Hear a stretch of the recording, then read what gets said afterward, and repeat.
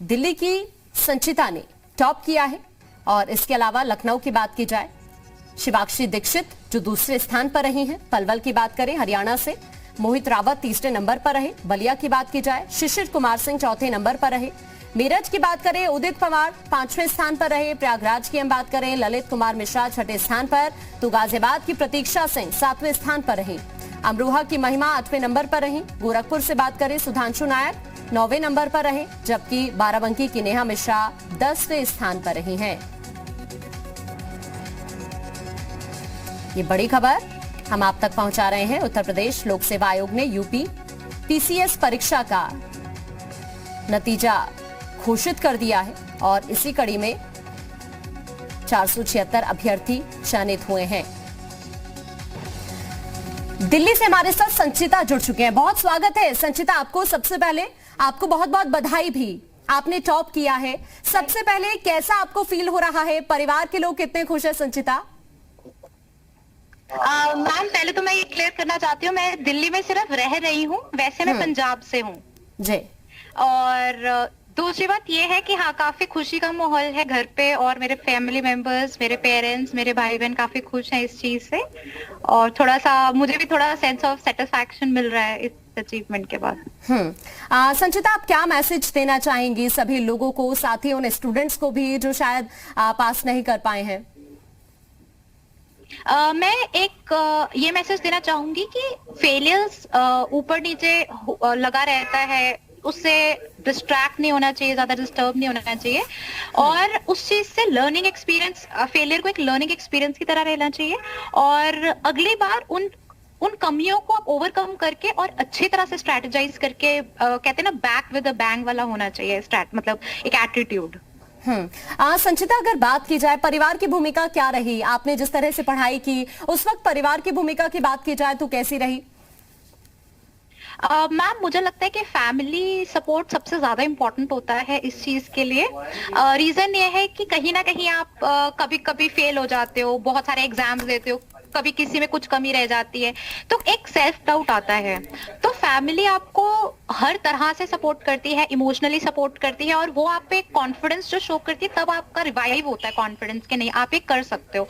और I think emotional support के साथ फाइनेंशियल सपोर्ट भी बहुत इंपॉर्टेंट है। आई थिंक अगर वो मेरी फैमिली ना करती तो आई थिंक मेरे लिए बहुत मुश्किल था इस चीज को परस्यू करना, मेरी ड्रीम्स को। संचिता, बताया जाता है कि आप गरीब बच्चों को निःशुल्क भी पढ़ाती हैं?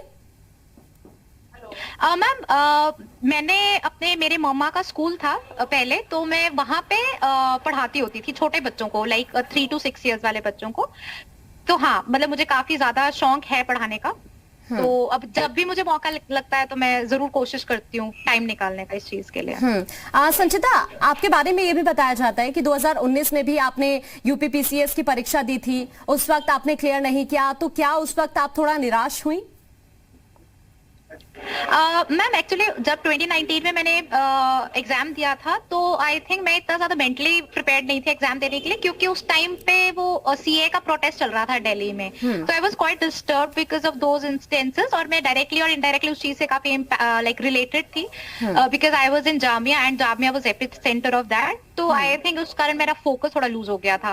बट आई थिंक मैं ज्यादा निराश तो नहीं हुई थी बिकॉज आई थिंक फेलियर्स लगे रहते हैं लाइफ में, तो I think you should not be carried away with your failures. Sanchita, अगर बात की जाए कितने आवर्स आप पढ़ाई करती थी?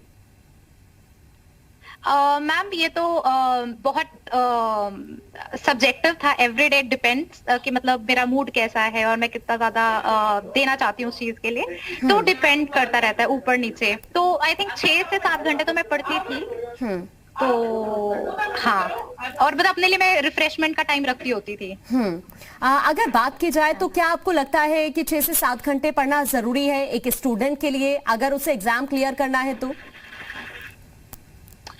मैम इससे कम में भी चल सकता है, ये कोई हार्ड एंड फास्ट रूल नहीं है, बट वो जो 2-3 घंटे में पढ़कर बच्चे निकालते हैं आई थिंक उनके कॉन्सेप्ट्स बहुत क्लियर होते हैं। तो कहीं ना कहीं आप कॉन्सेप्ट्स भूल जाते हो बार बार, आपको अपडेटेड रहना पड़ता है करंट अफेयर्स में क्या चल रहा है, गवर्नमेंट की कौन सी स्कीम चल रही है, क्या देश में इंटरनेशनली क्या न्यूज में है। तो आई थिंक उन सब अफेयर्स के लिए मतलब मेरे लिए तो 6-7 घंटे तो बनता ही था, मैं उससे कम में कर नहीं पाई थी, बट हाँ कुछ लोग कर भी सकते हैं इस चीज, मतलब 2-3 घंटे में मैनेज। संचिता, आपके परिवार की बात की जाए, परिवार में कौन कौन है आपके? मैम मेरे फादर हैं, मम्मा है, मेरा भाई छोटा है और मेरी एक बड़ी बहन है। जिस तरह से परिवार के सदस्यों के बारे में आपने जानकारी दी, अगर आपकी स्टडी को लेकर ही हम बात करें, अभी आप बता रही थी 6 से 7 घंटे आप पढ़ाई करती थी, तो उस दौरान क्या आपको लगा कि जब आपने 2019 में क्लियर नहीं किया, क्या कुछ आपके उस वक्त के वीक पॉइंट रहे जिन्हें आपने क्लियर किया इस दौरान? मैम आई थिंक मैंने इस बार थोड़ा प्रेपरेशन वाइज तो कुछ चेंज नहीं था। प्रेपरेशन तो मतलब जैसे मैं पहले करती थी वैसे ही थी, बट मैं इस बार थोड़ा फोकस्ड थी अपने कि मैं क्या क्या करना चाहती हूँ, और जो मैंने गलतियां की थी एटलीस्ट मैं उनको निगेट करने में ही मेरा सारा जोर था। और प्रेपरेशन वाइज ऐसा मैंने कुछ अलग से लेकिन नहीं पढ़ा इस बार। तो आई थिंक जितना आपकी प्रेपरेशन इंपॉर्टेंट है, उससे ज्यादा कहीं इंपॉर्टेंट ये है कि आप अपने वीक पॉइंट्स को आइडेंटिफाई करो और उनको एलिमिनेट करने की कोशिश करो। तो I think that is very important thing to do. तो आई थिंक मैंने इस अटेम्प्ट में वही किया। हाँ संचिता, अगर बात की जाए आपकी हॉबीज की, क्या कुछ है आपकी हॉबीज? मैम 2-3 है। जैसे थोड़ा सा मैं गाने में इंटरेस्ट रखती हूँ, थोड़ा सा मैं डायरी राइटिंग करती हूँ, और बच्चों को पढ़ाना मेरा एक शौक है। तो ये 3 चीजें तो मैं जब भी टाइम लगे कुछ कुछ करती रहती हूँ। अगर बात की जाए आपके पापा की, वो क्या करते हैं? मैम वो फार्मासिस्ट हैं, दवाइयों का काम करते हैं वो। उनका सपोर्ट कैसा रहा आपके लिए? आई थिंक फिनोमिनल, बहुत ज्यादा, क्योंकि जैसे कभी कभी कुछ रिजल्ट आया खराब हुआ, रोना आ जाता था, कुछ कभी घबराहट होती थी, तो बस उस टाइम पे पापा को बस फोन करना होता था, बोलना होता था पापा ये नहीं हो रहा, वो नहीं हो रहा, तो बस पापा कहते थे अरे कोई बात नहीं चिल कर। तो बस आई थिंक वो जो 2 वर्ड्स होते हैं आपके पेरेंट्स जो आपके लिए बोलते हैं, वो बहुत बहुत ज्यादा इंपॉर्टेंट होते हैं, और पापा की तरफ से आ रहे हैं तो आई थिंक वो स्पेशल होते हैं। तो पापा का बहुत बड़ा रोल है इस चीज में, बिकॉज वो थोड़ा चिल आउट करने के लिए और थोड़ा सा डी स्ट्रेस करने में मतलब काफी वो हेल्प करते थे मुझे। हमने देखा कि किस तरह से कोरोना के केसेस भी बढ़े, हमने लॉकडाउन वाला फेज भी देखा, तो क्या आपको लगा कि उसका इफेक्ट आपकी पढ़ाई पर पड़ा है? आई थिंक ज्यादा तो नहीं पड़ा, क्योंकि इसमें नहीं तो पहले लॉकडाउन मतलब जब सब कुछ खुला हुआ था तो हमारी टेंडेंसी रहती है कि ज्यादा घूमने जाते हैं, बाहर चलते हैं, थोड़ी डिस्ट्रैक्शंस रहती हैं। लॉकडाउन में ऐसा स्कोप ही नहीं था बिल्कुल भी, सिर्फ घर पे ही रहना होता था, तो वो थोड़ा आई थिंक उसमें फोकस थोड़ा ज्यादा आ गया लॉकडाउन के कारण। आपकी मदर की बात की जाए, वो क्या करती हैं? मैम वो लेक्चरर हैं होम साइंस की। तो मतलब उनकी तरफ से भी काफी मदद आपको मिली होगी? बहुत ज्यादा उनकी तरफ से थोड़ा आई थिंक जो फिलॉसफी होती है ना लाइफ की, वो मैंने अपनी माँ से सीखी है, कि कैसे सब कुछ जो मतलब मेरी पब्लिक ओरिएंटेशन भी है, पब्लिक सर्विस भी कहीं ना कहीं मम्मा से आती है, because she is the women जो सबके बारे में सोचती हैं, और उन्होंने वही वैल्यूज हमें भी दी हैं। तो उनका वैल्यू सिस्टम बहुत इंपॉर्टेंट है, और कैसे फेलियर्स को डील करना है, तो आई थिंक वो मैंने अपने मॉम से सीखा है। खैर वो तो मैंने पापा से भी सीखा है, बट हाँ मम्मा पापा का दोनों का ये ब्लेंड है आई थिंक। अगर बात की जाए आपकी स्ट्रेटेजी को लेकर, तो अपनी स्टडी को लेकर क्या स्ट्रेटेजी आपने अपनाई? मैम स्ट्रैटेजी एज सच कुछ थी नहीं, बट हाँ अगर आप फिर भी मतलब मैं थोड़ा सा हाइंडसाइट पे देखूं तो ये हो सकता था कि मतलब जब प्रीलिम्स था तो मैंने प्रीलिम्स ओरिएंटेड पढ़ाई की थी, उसमें मैंने लाइक जितने भी बेसिक बुक्स थे, बेसिक कॉन्सेप्ट्स थे, मैंने उस पे ध्यान दिया। और जब मेंस आया तो आई मेड श्योर कि मेरे पास नोट्स थे हर टॉपिक के, तो उसने मुझे एंड मोमेंट पे रिवीजन के लिए बहुत हेल्प किया। तो और जब इंटरव्यू था तो जो मेरे सीनियर्स थे उन्होंने गाइड किया कि किस तरह से इंटरव्यू पैनल में आपने अप्रोच करना है इंटरव्यू को। तो आई थिंक ये हर 3 स्टेजेस जो होती है, हर तीनों की स्ट्रैटेजी अलग अलग होती है, तो तीनों के लिए आपको अलग से प्रिपरेशन करनी चाहिए। अगर बात की जाए संचिता, आप अपनी सफलता का श्रेय किसे देना चाहती हैं?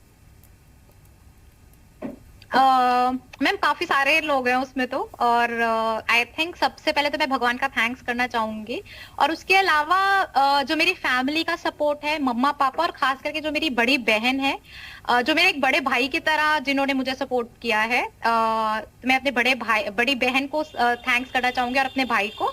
और उसके अलावा मैं जामिया से पढ़ी हूँ RCA में, तो वहाँ पे IAS एकेडमी है, तो वहाँ की फैकल्टी ने बहुत ज्यादा सपोर्ट किया मुझे। तो और उसके अलावा जो आपका पीयर है उससे आप कंटिन्यूअसली सीखते हो, आपकी जो गलतियां हैं आप उनसे बार बार, क्योंकि आपको पता नहीं चलता कि आपकी गलतियां कहाँ पे हैं। तो मेरी I am very lucky to have such friends, Vishakha है, नीलिमा है, तो उनसे मैंने बहुत कुछ सीखा। अगर बात की जाए संचिता, बहुत सारे ऐसे स्टूडेंट्स जो एग्जाम को क्लियर करना चाहते हैं, तो उन स्टूडेंट्स के लिए क्या आप कुछ स्ट्रांग पॉइंट बताना चाहेंगे जो उनके लिए बहुत जरूरी है अगर वो एग्जाम क्लियर करना चाहते हैं तो? मैम इसमें मैं दो चीजें, शायद 2 या 3 चीजें बोलना चाहूंगी। एक तो ये ना कि जो बच्चे एग्जाम की तैयारी कर रहे हैं उनको क्लैरिटी होनी चाहिए कि वो किस चीज की तैयारी कर रहे हैं, कि वो पब्लिक सर्विस में जाना चाहते हैं, और वही उनको मोटिवेशन देगा। बिकॉज इस एग्जाम में मोटिवेटेड रहना थ्रू आउट बहुत जरूरी है। तो एक क्लैरिटी लाना about the role of this job is very important.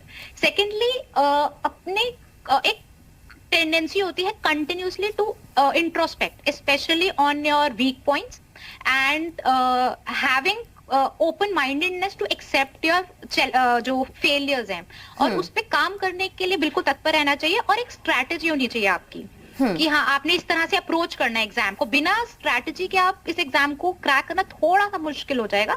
आपके दिमाग में होना चाहिए कि हाँ ये टॉपिक मैंने यहाँ से करना है, इसके लिए यहाँ से नोट्स बनाने हैं। तो आई थिंक बच्चों के लिए ये बहुत इंपॉर्टेंट है, इस चीज को सॉर्ट आउट करना। ठीक है संचिता, आप हमारे साथ बने रहिए। इसी बीच गाजियाबाद की प्रतीक्षा सिंह भी हमारे साथ जुड़ गई हैं, 7वें स्थान पर रही हैं। प्रतीक्षा, सबसे पहले बहुत बहुत बधाई आपको और स्वागत आपका जी यूपी यूके पर। मैम प्रतीक्षा, सबसे पहले मेरा आपसे यही सवाल है, कैसा फील हो रहा है आपको? परिवार के लोग कितने खुश? नहीं, अभी तो बहुत खुश हैं, और ये मेरा 3rd अटेम्प्ट था, तो काफी रिजल्ट्स देखने के बाद ये वाला रिजल्ट हमने देखा है, तो सब परिवार और फ्रेंड्स बहुत खुश हैं। इससे पहले आप अभी बता रहे हैं ये आपका 3rd अटेम्प्ट था। बात की जाए इससे पहले 2 अटेम्प्ट की, जब आप क्लियर नहीं कर पाई तो क्या निराश हुई आप उस वक्त? नहीं मैम, मैंने दोनों में क्लियर किया था, लेकिन मुझे डिप्टी कलेक्टर का पोस्ट नहीं मिला था। मुझे फर्स्ट अटेम्प्ट जो 2018 में था उसमें मुझे डिप्टी सेक्रेटरी का पोस्ट मिला था, जिसे मैंने अभी ज्वाइन भी कर लिया है। और सेकंड अटेम्प्ट में मुझे बीडीओ मिला था। तो और ये अब 3rd अटेम्प्ट में जो मेरी इच्छा थी जिस पोस्ट की, वो मुझे फाइनली अभी मिल गया है। अगर बात की जाए प्रतीक्षा, आपकी फैमिली में कौन कौन है, किस तरह का सपोर्ट फैमिली की तरफ से आपको मिला? मेरे मम्मी पापा हैं और मेरा एक भाई है, और सबने मुझे बहुत सपोर्ट किया है। और इस सिविल सर्विसेज में जाने के लिए मेरे फादर ने मुझे काफी सपोर्ट किया और एनकरेज किया। प्रतीक्षा की हॉबीज की बात की जाए तो क्या कुछ है प्रतीक्षा की हॉबीज? सर मैम, हॉबीज मेरी जैसे ट्राइबल पेंटिंग है, मुझे जो ट्राइब्स जो पेंटिंग करते हैं वो मुझे इंटरेस्टिंग लगता है, और एक नॉवेल रीडिंग है, और 3rd मेरी है मैं डायरी राइटिंग भी करती हूँ। तो ये मेरी हॉबीज हैं। बिल्कुल। अगर बात की जाए टॉप 10 की, तो 5 लड़कियां हैं, उनको देखते हुए आप क्या कहना चाहेंगी? ये बहुत ही एनकरेजिंग है और बहुत खुशी की बात है कि मैंने उस टाइम पे टॉप 10 में नाम लिया, जब और भी मेरे साथ 5 और लड़कियां हैं। ये बहुत ही हमारे देश के लिए और यूपी के लिए गर्व की बात है। अगर बात की जाए प्रतीक्षा, सफलता का श्रेय किसे देना चाहेंगे आप? मैं पूरा श्रेय अपने फादर को देना चाहूंगी, क्योंकि उन्होंने ही एकदम स्टार्टिंग से मेरा सपोर्ट किया है। और भी फैमिली मेंबर्स हैं जिन्होंने मुझे एनकरेज किया और मुझ पे विश्वास रखा कि मैं ये कर सकती हूँ। तो सभी फैमिली मेंबर्स और फ्रेंड्स जिन्होंने मेरा साथ दिया और मुझे मेरे साथ अपनी विशेष रखी, मैं उनको मैं उनको थैंक यू बोलना चाहूंगी। प्रतीक्षा, आप कितने आवर्स पढ़ाई करती थी? ऐसा कुछ आवर्स वाला कुछ नहीं था, क्योंकि ये है कि रेगुलर रहना पड़ेगा इसमें। आपको अप्रोक्सीमेटली 6 to 8 आवर्स पढ़ना होगा, लेकिन ऐसा नहीं है। कभी कभी होता है कि हम नहीं पढ़ना चाहते हैं, तो हमें जो भी हमारी हॉबीज है उसको हम वीक में 1-2 दिन दे दें और पढ़ाई उस दिन थोड़ा कम करें। लेकिन ये है कि रेगुलर रहना पड़ेगा। जो भी हमारा सिलेबस है उसको ध्यान में रख के हमें टाइम टेबल बनाना होगा कि ये सारी चीजें हमें कवर करनी है, और रेगुलर रहेंगे तो 5 to 6 आवर्स हम अगर रेगुलर पढ़ें और फिर उसको कंटिन्यू रखें पूरे साल, तो वो आई थिंक हेल्प करेगा।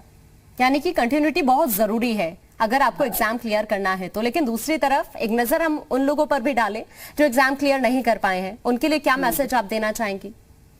उनको पहले सबको ऑल द बेस्ट, क्योंकि आप सबने, और कॉन्ग्रेचुलेशंस भी, कई सारे लोग कई सारे स्टेजेस पे पहुंच के वो लोग आगे नहीं आ पाए हैं, लेकिन ये निराश होने वाली बात नहीं है, क्योंकि हम, ये बहुत ही टफ कंपटीशन है, बहुत ही लाखों लोग बैठते हैं इसमें, तो हमें अपना जो भी प्रयास है उसमें कंटिन्यूटी रखनी है और ये देखना है कि हमने कहाँ, हमें ऐसा लगता है कि हम कहाँ, हमारा वीक पॉइंट था जिसकी वजह से हमें थोड़ा फेलियर सामना करना पड़ा, तो हमें उसका ध्यान रखना होगा और नेक्स्ट अटेम्प्ट में उन सभी वीकनेसेस को दूर करके अपना बेस्ट देना होगा। बिल्कुल, सभी वीक पॉइंट्स को भी दूर करना होगा अगर एग्जाम क्लियर करना है। संचिता, लास्टली क्या मैसेज आप देना चाहेंगी सबको? I think there is no shortcut to success, first, and secondly, hard work and dedication, persistence pays off at the end. ठीक है, शुक्रिया आप दोनों का, संचिता और प्रतीक्षा, हमारे साथ आप जुड़े और आपने जो उनके एक्सपीरियंस थे वो अभी आपने सुना कि क्या कुछ चुनौतियां रही या फैमिली का सपोर्ट कैसा रहा, क्या मैसेज उनकी तरफ से दिया गया, और वाकई हार मानने की बिल्कुल भी जरूरत नहीं उन लोगों को भी जिन्होंने एग्जाम क्लियर नहीं किया है। एक छोटे से ब्रेक के लिए हम रुक रहे हैं, जल्द हाजिर होते हैं।